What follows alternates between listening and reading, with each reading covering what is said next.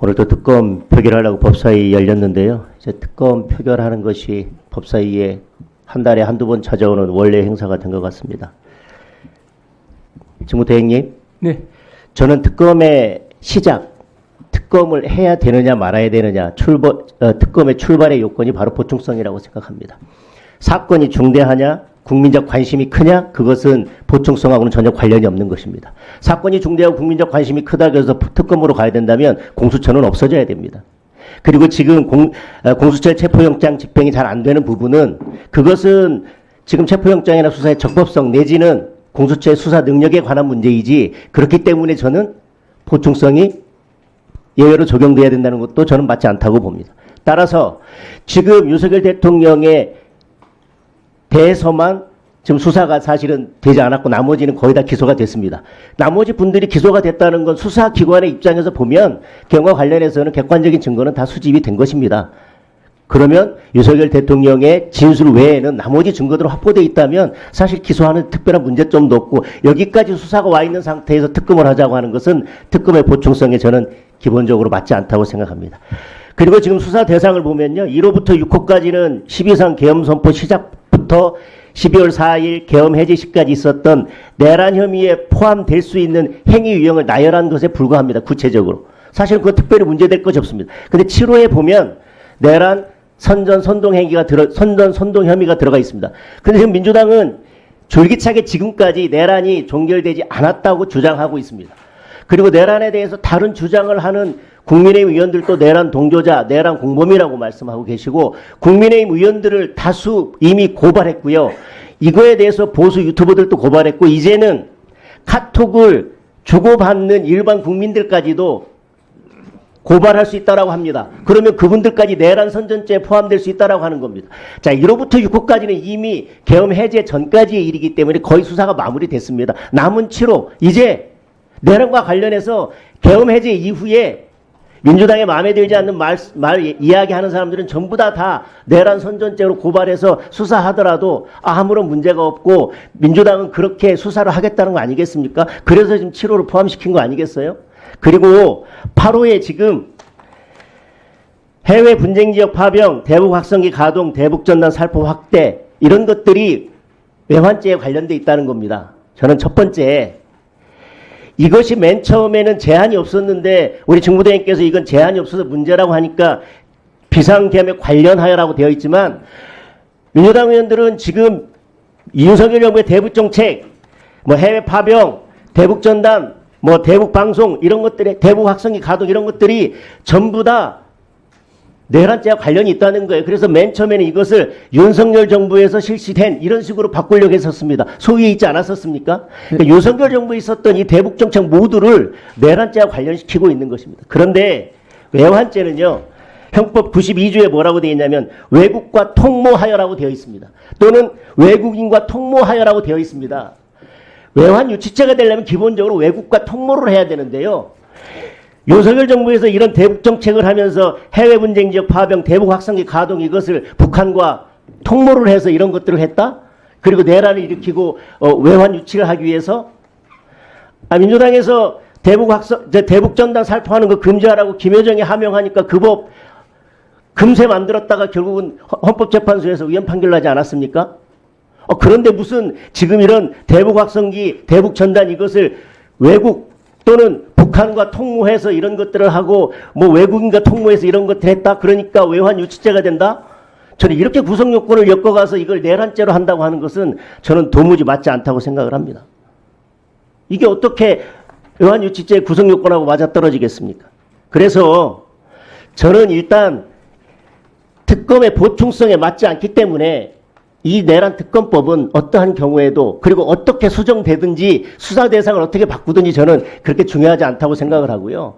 이미 민주당에서 이렇게 많은 내용들을 원래 특검에 포함시키겠다고 했는데 맨 마지막에 가면 이 위의 사건들 관련해서 수사하다가 인지된 사건은 추가로 다 수사할 수 있지 않겠습니까? 여기서 대상 몇 개를 넣고 빼고 한다고 해서 저는 기본적으로 달라진다고 생각하지 않습니다. 따라서 이 특검법은 보충성에 반하고, 수사 대상을 보면 너무 그것이 무한정 확대될 수 있고 그런 우려가 있기 때문에 저는 원천적으로 이 특검법에 대해서는 반대합니다.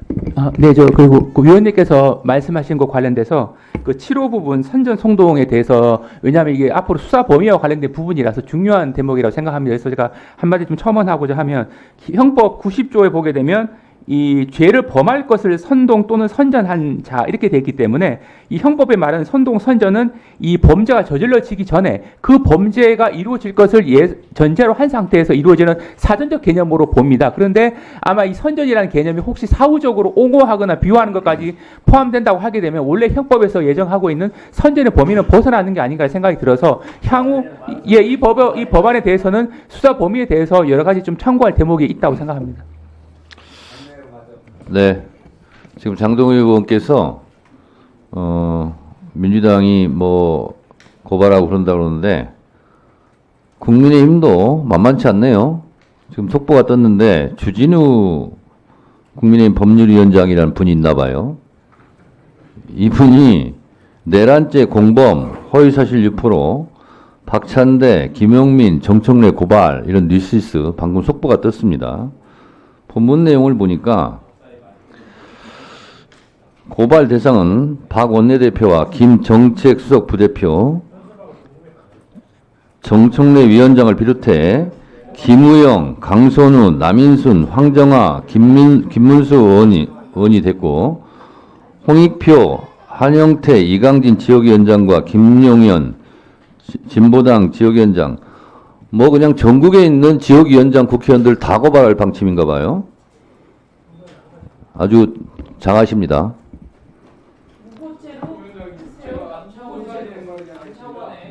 네? 잠깐만요. 자, 이렇게요.